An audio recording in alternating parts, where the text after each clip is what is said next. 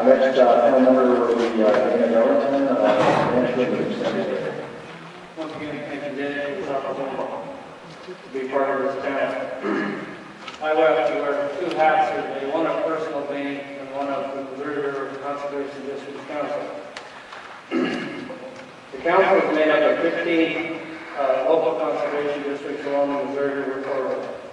Our new mission statement reads as follows: to represent natural resources and environmental interests on the Missouri River and the associated uplands. The council believes that conservation of the river and the sustainability of its various uses can best be accomplished through grassroots collaboration, education, incentives, and voluntary action. Our purpose states to provide leadership, assistance, and guidance for the use and conservation of the Missouri's natural resources. First, I will state from the council. The council has been involved in several issues along the river, from grading, recreation, cleanup, hosting tours on private ranches, the CMR, the Beartooth Wilderness Area, and working to get the Conservation Reserve Enhancement Program along the Madison, Missouri corridor to a more attractive program for producers.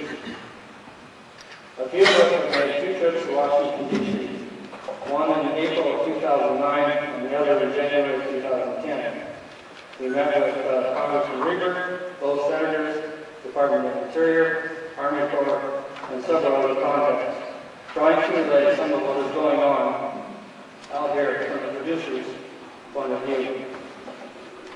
We have written letters of support in putting the resource management plan to work and urged BLM to fight these lawsuits that have been filed against them. The reason being, everybody was at the meetings and had countless sub-rack meetings, and everybody has their say. Is the plan perfect? No. But it is doable, and it keeps the multi-use intact.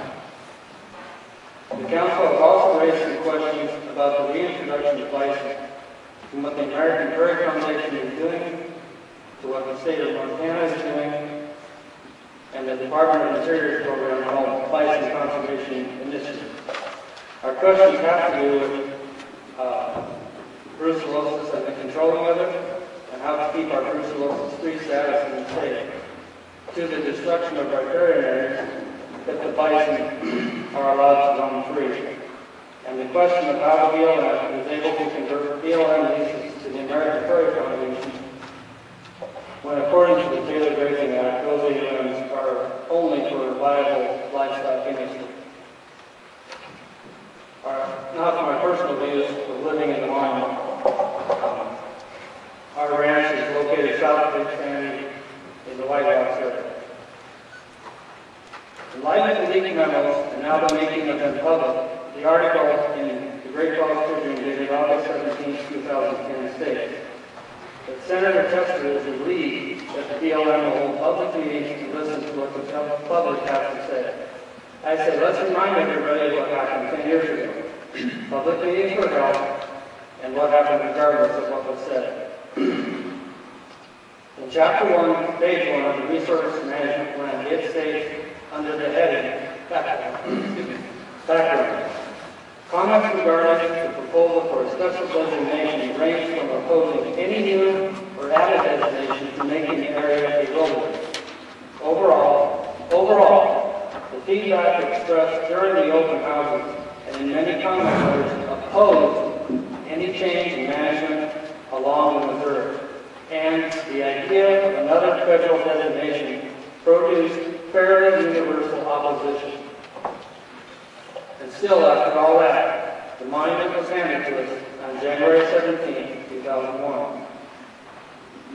The treasured land grab is nothing more than government spinning out of control and an abuse of the Antiquities Act, which was intended for items of historic significance, not for the taking of private farm or ranch land.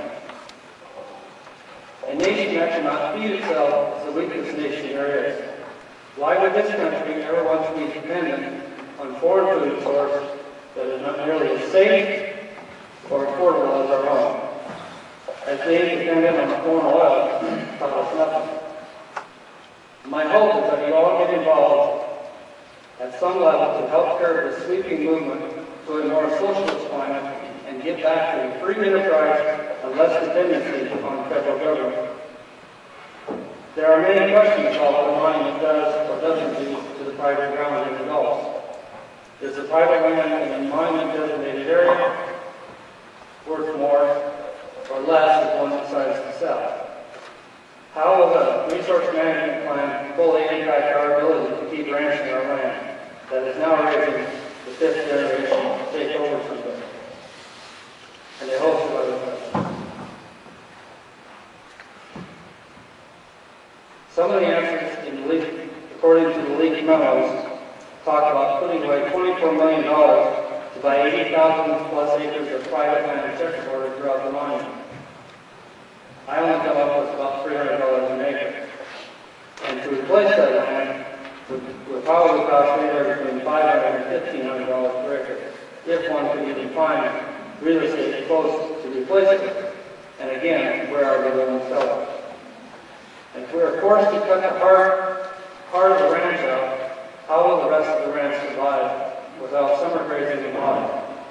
And if the area is so pristine, as stated in the proclamation, that this area is largely unchanged since the days of Lewis's Park, I think the accounting office had better come up with some more money.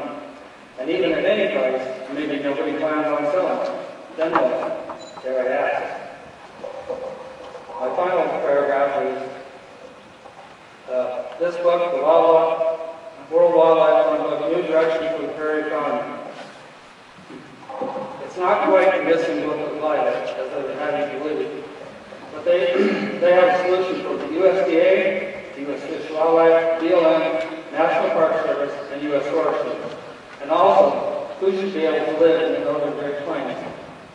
And by this I mean, according to them, only educated people, according to their brain drain theory, all the educated people have left, have gone to school and never returned. So in essence, the only people that are left in the Northern Great Plains are uneducated. But I will leave you with an inscription that I saw on Union Station in Washington, D.C. The farm, best home of the family, main source of national wealth, the foundation of civilized society, the natural products. And one final quote that I left all as a model a couple weeks ago. This is from Thomas Jefferson. When injustice becomes law, resistance becomes duty. Thank you.